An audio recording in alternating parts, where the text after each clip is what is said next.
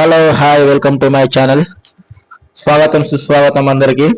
చూడండి, ఈ రోజు అయితే మీకు ఒక ప్రదేశం అనేది చూపిస్తున్నాము. అదేంటంటే పర్ణశాల. ఈ పర్ణశాల వచ్చేసి ఎక్కడ ఉంది అంటే ఖమ్మంలో ఉంటుంది. అంటే మేము ఇక్కడికి ఎందుకు రావడం జరిగిందంటే మేము భద్రాచలం వెళ్ళేటప్పుడు ఖమ్మంలో వెయిట్ చేసినాము. ఇక్కడ కూడా ఒకరు చిన్నగా పర్ణశాల టెంపుల్ ఉందని చెప్పేసి కనపడింది మాకు. సో మేము ఇక్కడ స్టే చేసి అక్కడ అంటే ఆగేసి మేము అక్కడ పర్ణశాలలో దర్శనం చేసుకున్నాం అన్నట్టుగా. సో ఇక్కడ చూసినాం, ఆల్రెడీ భద్రాచలంలో చూసినారు, చాలా మంది ఉంటారు. సేమ్ భద్రాచలంలో ఏ విధంగా అయితే సెట్టింగ్స్ ఉంటాయి, ఏ విధంగా అయితే నిజంగా ఉంటుందో అదే రూపంగా ఇక్కడ మనకు సెట్టింగ్స్ అనేది పెట్టడం జరిగింది. రాములవాడ కానీ, పర్ణశాల కానీ, లేడీ జింక కానీ, ఇంకా ఆ పర్ణశాలలో ఉన్న స్టోరీ మొత్తం ఇక్కడ కూడా మనకు బొమ్మల రూపంలో మనకు చూపించడం జరుగుతుంది. ఇది కూడా మంచి ఒక అనుభూతిని ఇస్తుందండి. ఇక్కడ గోశాల ఉంది, మరియు సీతాదేవికి మరి ఇక్కడ వేరే కనిపిస్తున్నారో వాళ్ళందరూ కూడా ఇక్కడ మనకు చూపెట్టడం జరిగింది. సో రియల్ గా చూస్తుంటే పర్ణశాల వెళ్ళినంత ఒక అనుభూతి అనేది కలుగుతుంది. రియల్ పర్ణశాల వెళ్ళని వారు ఇక్కడికి వచ్చి చూడొచ్చు. అంటే ఇక్కడ చాలా మంది చాలా తక్కువగా వస్తుంటారు. బట్ ఏంటంటే శ్రీరామనవమి రాజు కానీ ఇంకా ఏదైనా పండుగలప్పుడు చాలా అద్భుతంగా జరుగుతుంటాయి ఇక్కడ. రీసెంట్ గా శ్రీరామనవమి అప్పుడు చాలా అంటే చాలా అద్భుతంగా ప్రోగ్రామ్ చేశారు. చూడండి, రాముల వారు, సీతాదేవి, లక్ష్మణుడు వారు అక్కడ రావణాసురుడు భిక్షాటన చేస్తున్నారు, రావణాసురుడు. అవునా? సో సీతాదేవి వాళ్ళు వచ్చి భిక్షాటన అని అడగగానే వాళ్ళు వెళ్ళారు.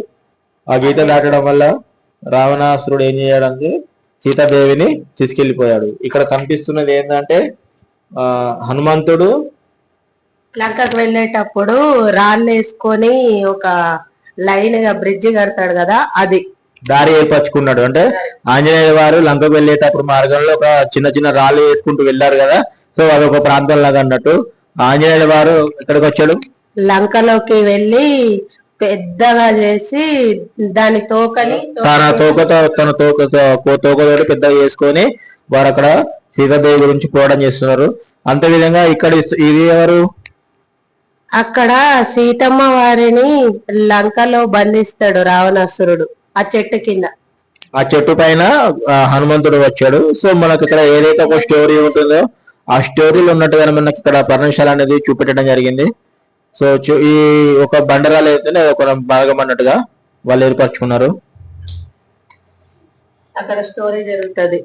సీతాదేవిని ఎట్లా తీసుకోవాలని హనుమంతుడు రావణాసురుడికి చెప్తాడు, కానీ రావణాసురుడు వినడు.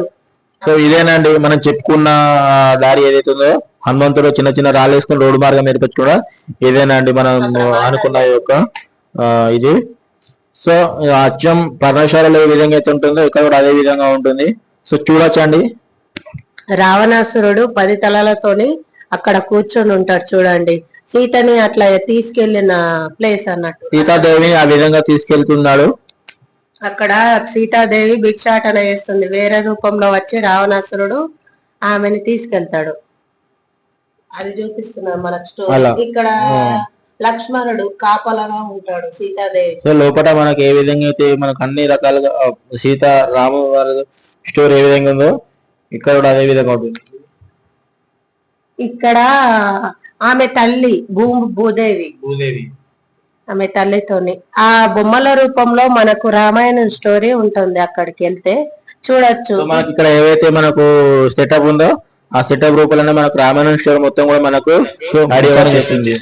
అంతేనా? ఇది వచ్చేసి ఏంటంటే మనకు మనకి అది ఇక్కడ చూపిస్తుంది. ఓకే అండి, బాయ్ బాయ్. మీరు కూడా ఈ యొక్క ప్రదేశాన్ని